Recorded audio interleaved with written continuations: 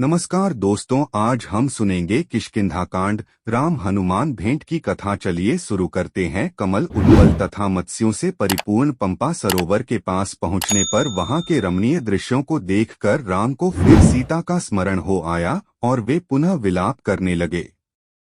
उन्होंने लक्ष्मण से कहा, हे सौमित्र, इस पंपा सरोवर का जल वैदूर्यमणि के समान स्वच्छ एवं श्याम है।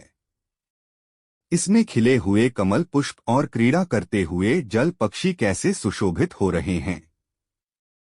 चैत्र माह ने वृक्षों को पल्लवित कर फूलों और फलों से समृद्ध कर दिया है। चारों ओर मनोहर सुगंध बिखर रही है। यदि आज सीता भी अपने साथ होती तो इस दृश्य को देखकर उसका हृदय कितना प्रफुल्लित होता। ऐसा प्रतीत होता है कि वसंत रूपी अग्नि मुझे जलाकर भस्म कर देगी।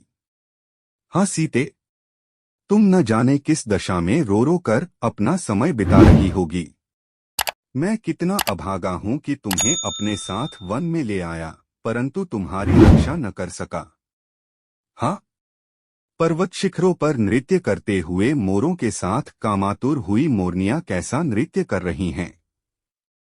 हे लक्ष्मण, जिस स्थान पर सीता होगी, यदि वहां भी इसी प्रकार वसंत खिला होगा तो वह उसके विरहविदग्ध हृदय को कितनी पीड़ा पहुंचा रहा होगा।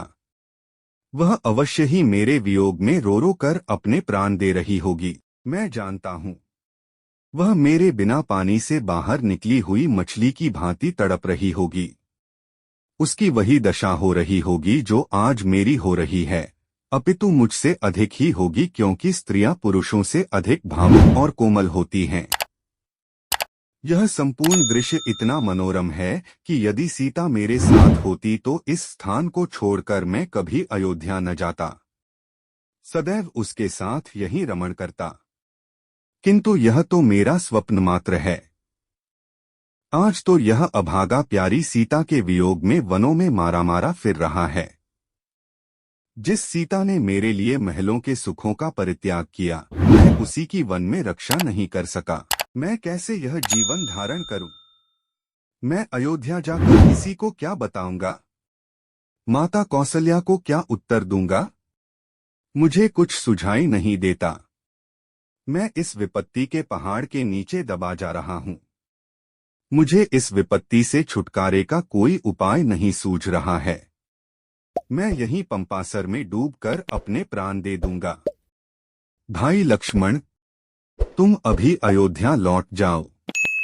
मैं अब जनक नंदिनी सीता के बिना जीवित नहीं रह सकता।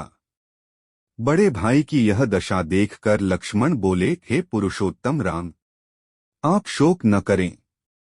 हे तात रघुनंदन, आप यदि रावण पाताल में या उससे भी अधिक दूर चला जाए तो भी वह अब किसी भी तरह से जीवित नहीं रह सकता।